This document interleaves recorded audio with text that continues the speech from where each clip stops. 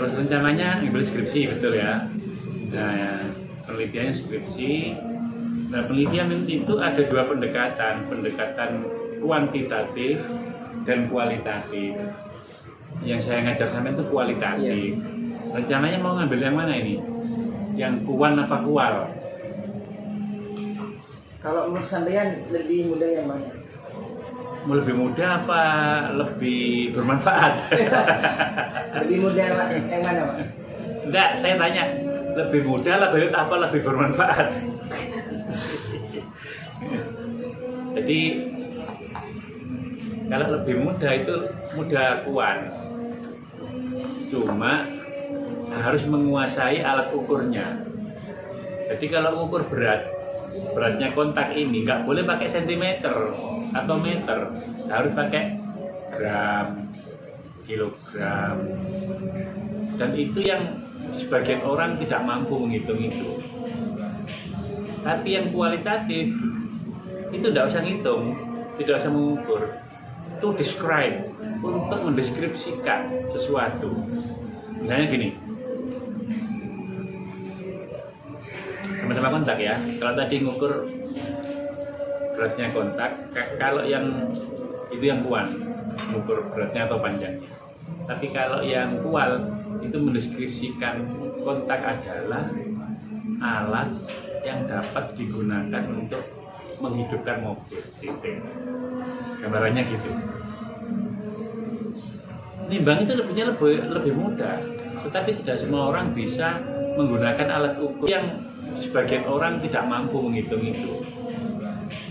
Tapi yang kualitatif itu tidak usah ngitung, tidak usah mengukur, to describe, untuk mendeskripsikan sesuatu. Misalnya gini,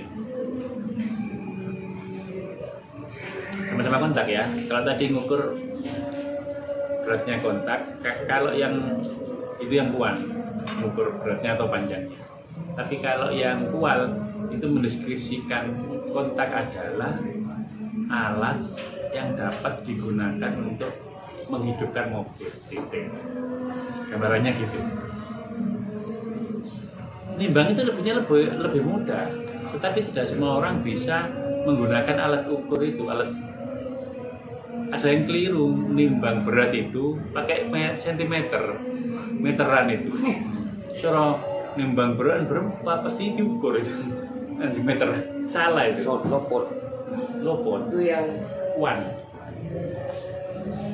Kalau dibuat judul kuan itu gini, akan mencoba mengukur apakah model pembelajaran tertentu itu akan gurunya merancang siswa itu nanti disuruh memecahkan suatu masalah. Misalnya bagaimana hukumnya minum luwak white cafe. Kenapa dipecahkan? Karena moseng itu ngakan kopi masuk ke perutnya, keluar dari tubuhnya. Iya. Nah ini gimana hukum fikihnya? Sedangkan sesuatu yang keluar dari dua jalan, depan dan belakang, itu haram, najis. Lah, enom besambian, mun pas santai payah ngopi kada apa? Luwak white cafe, ya. Enom, gimana hukumnya? Maka disuruh mecahkan. Oh, mungkin setelah diskusi ya. Oh, ternyata itu sudah melalui proses pensucian. Disucikan sedemikian rupa sehingga secara fikih sudah aman, hilang rasa, bau, warna dari najis. Kemudian misalnya ya, sampai mendapat label halal dari MUI. Misalnya ini. Maka orang yang minum, tak usah ntar ke MUI boleh. Pak, gimana prosesnya? Gak usah, sudah minum saja. Memberdesa haram, dia yang nanggung kita. Sini tempel itu. Oh. Tak ya itu. Iya. Tidak usah, nanti kalau ditanya malaikat, kamu minum lah. Tak tahu ya Allah, itu saya sudah disempel itu yang distempelan. Oh, siap. Seumpama kuantitatif judulnya gini, pengaruh pembelajaran problem based learning (PBL) tadi itu terhadap prestasi belajar siswa. apakah guru mengajar menggunakan problem based learning ini bisa memahamkan siswa sehingga nilainya bagus, nilai PAI-nya. Akan mengukur itu dia. Nanti diukur apakah X berpengaruh pada Y, apakah model pembelajaran PBL berpengaruh pada peningkatan hasil belajar siswa. Oh, nanti diukur ternyata tidak, ya tidak dilaporkan bahwa pembelajaran PBL tidak berpengaruh. Karena setelah dihitung ketemu 0,40. Sedangkan yang berpengaruh itu harus di atas 50%. Harus 50,1. Maka penelitian ini dinyatakan bahwa tidak berpengaruh misalnya. Atau sebaliknya, setelah dihitung 79%, berarti berpengaruh. Akhirnya penelitian yang barusan itu hanya untuk mengetahui oh ternyata berpengaruh, oh ternyata tidak berpengaruh. Bandingkan dengan penelitian kualitatif dengan judul yang sama, penerapan problem based learning dalam meningkatkan pemahaman materi PAI pada siswa di MTS Nurul Huda. Maka nanti Ilham akan itu mendeskripsikan proses dari awal bahwa guru itu kalau mengajar menggunakan problem based learning itu punya sintak. Sintak itu apa? Langkah-langkah. Sintak pembelajaran, langkah-langkah pembelajaran. Dimulai dari guru membuat RPP, merancang dulu.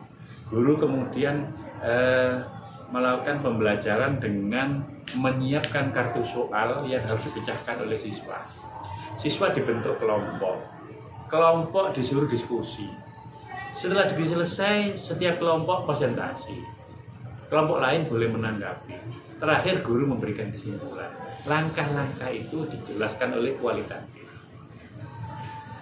Sehingga menurut saya itu kalau nanti ditulis di jurnal atau ditulis di Facebooknya sampean atau di WA-nya hasil bisa dibaca oleh orang lain sebagai konten itu, oh ternyata siswa saya itu saya ajar menggunakan ceramah melulu. Wah, makan berarti bisa ngantuk, udah saya bentar TV, udah saya rokeran kuping, melakukannya nah. Karena orang mendengarkan itu kan bosan ya kan? Bosan.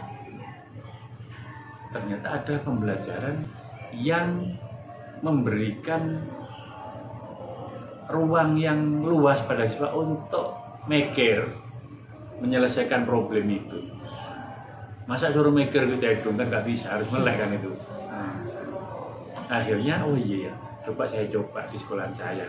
Problem based learning ini. Saya mau niru penelitian Ilham bahwa melaksanakan PBL itu langkahnya ada 5 ini.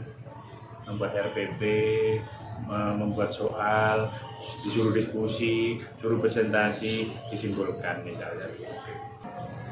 Menurut saya sebagai dosen penelitian kualitatif lebih bermanfaat. Kualitatif. Iya.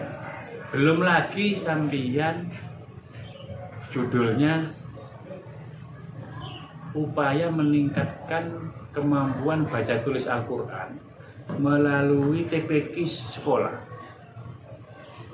Berangkat dari masalah di SD misalnya, anak-anak tak bisa baca Quran itu. Alif lam mim dibaca alam, tulisnya alam apa baca? Yasin, yasa, tulisnya yasa baca. Berarti indikasinya ini tidak paham, tidak bisa baca Quran. Hamim, hama, lopot. Akhirnya tosin, mim, tosama. Jadi itu wah tak bisa berat. Belum lagi suruh baca itu kak cekaan. Dari kal kita tabula roiba. Kan kata Juwid itu masih cuma baca tok. Berarti bermasalah. Logat. Karena bermasalah itu, tidak bisa baca Quran itu, maka sekolah punya inisiatif bagaimana di luar jam pelajaran PAI, sekolah itu bikin TPQ untuk penguatan biar bisa baca Quran itu. Kebetulan TPQ-nya, sekolahnya di musola, betapa ruangan kosong, tak kenengin. Betapa sebelahnya TPQ itu ada musola yang boleh ditempati.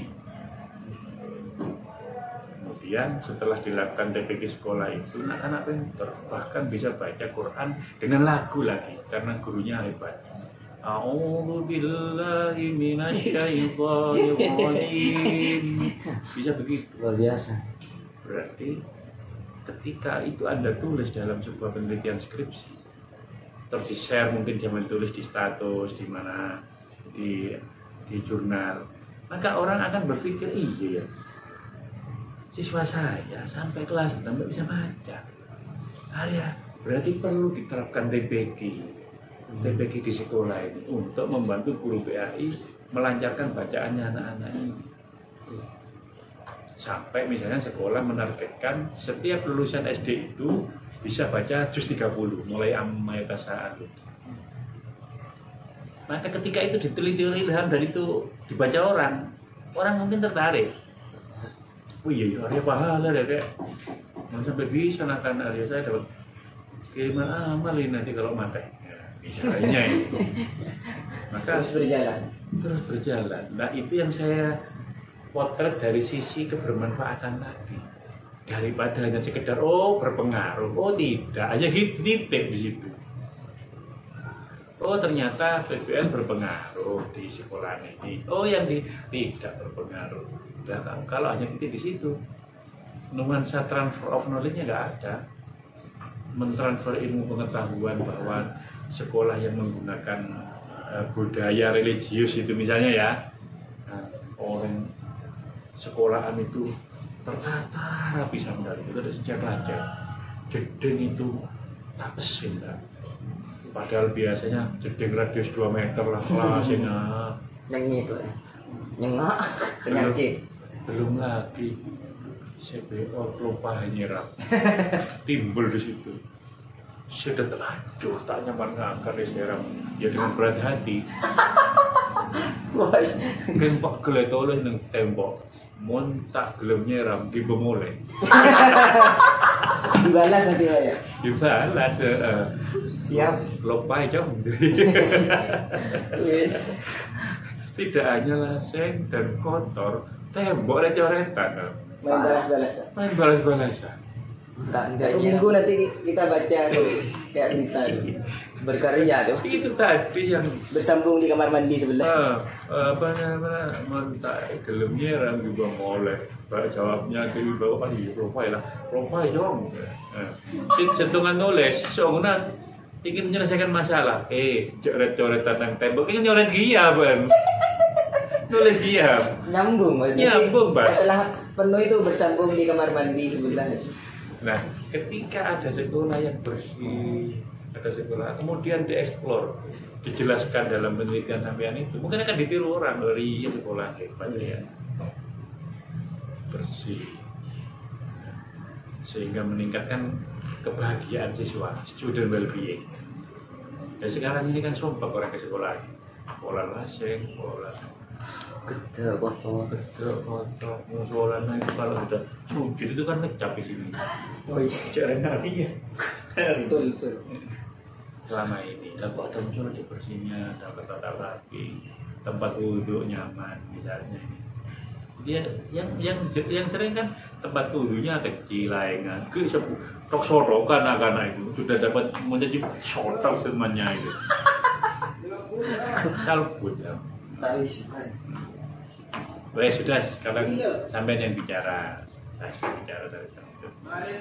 Apa yang bisa saya bantu dengan skripsi Anda itu? Jadi awal yang harus kita lakukan ke SD dulu atau mencari judul dulu? Ke SD dulu. Nah, Mencari masalah. Bukan mencari masalah. Mengidentifikasi masalah. Mengidentifikasi. Jadi misalnya judul itu belakangan.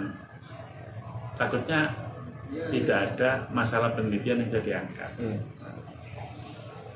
Pak enggak, Pak sudah bagus semua yang tertera-terapi. Loh, sebelum tertera-terapi seperti itu kan berarti ada mungkin budaya yang dikembangkan di situ. Ternyata malah karena sopan kafi ketemu gurun salam jereng. Sekolah itu menerapkan prinsip S3, salam senyum sapa.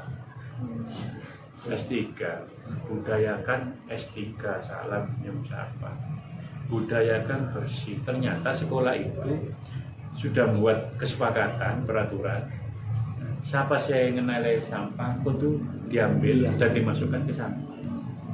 Tak ada setongkan sampah ini. Misalnya ini karena ada budaya itu yang dikembangkan, maka walaupun tidak menemukan masalah, tapi menemukan sebelum ini timbul ada dulu masalah. Artinya before after, before sebelum, after sesudah. Kamu lihatnya di sesudah itu. Oh ternyata ini tidak ujuk-ujuk ini bisa bersih, bisa orang mengucapkan salam. Ternyata sebelum ini, sebelum terjadi ini, itu di dulunya itu orang tidak salam, tak sopan dan lain-lain itu.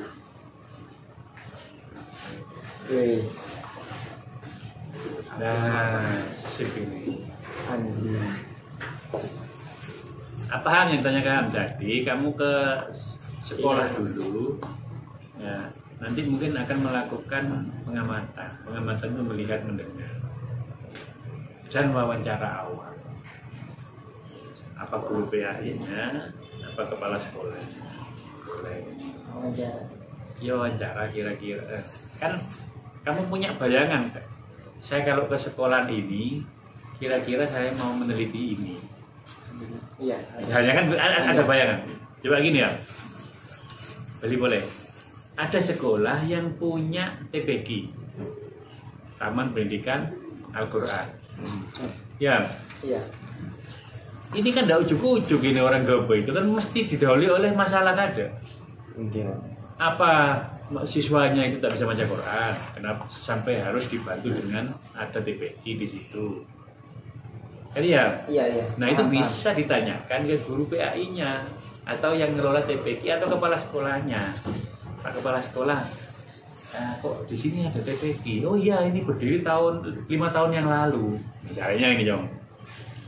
Iya Pak, ini kok dulu gimana awalnya kok murah-murah ada TPQ? Iya, kan tak bisa baca Quran. Nulis tak bisa, baca tak bisa, sampai lulus tak bisa apa-apa. Loh, masalah ini. Oh, berarti bisa dibuat penelitian. Penelitiannya nanti upaya peningkatan kemampuan baca tulis Al-Quran melalui TPQ sekolah di SD atau di SMP mana. Iya. Bisa itu sudah. Nggak boleh buat judul dulu baru ke lapangan. Nggak boleh. Takut di judul itu nggak ada di lapangan. Sedangkan yang kita wawancarai nanti orang yang memang betul-betul ada di situ. Dalam bikin upaya peningkatan melalui TPQ sekolah. Pas tanya, Ustaz, bagaimana TPQ sekolah di sini? Dulu tak TPQ, dia remah Pak Guru. Tekan tengah. Iya Pak ya. Tidak boleh judul dulu. Nggak boleh. Jadi harus kira-kira terjun ke lapangan. Aku tak ada itu kalau judul duluan ini buat. Takut nggak ada di lapangan, takut nggak ada di sekolah kan nggak. Kan tidak apa. Justru saya mengharapkan SMP ke atas. SMA. SMP, SMA, SMK yang depannya S itu ya. SMP, SMA, SMK. Yang depannya MT, SMK. Saya mengharapkan itu. Mohon kepepet ya tak apa-apa MI sama SD itu. Tapi sebetulnya itu bidang garamnya PGMI. SD tak apa-apa dah. Apa harus surat tak dari sini? Ada nanti. Kalau sudah. Enggak, maksudnya yang awal mau. Oh belum. Jadi kita nanti kalau resmi bahwa betul-betul ada dipastikan yang mau diteliti itu memang ada barangnya, yang diwawancarai nanti juga ada. Iya.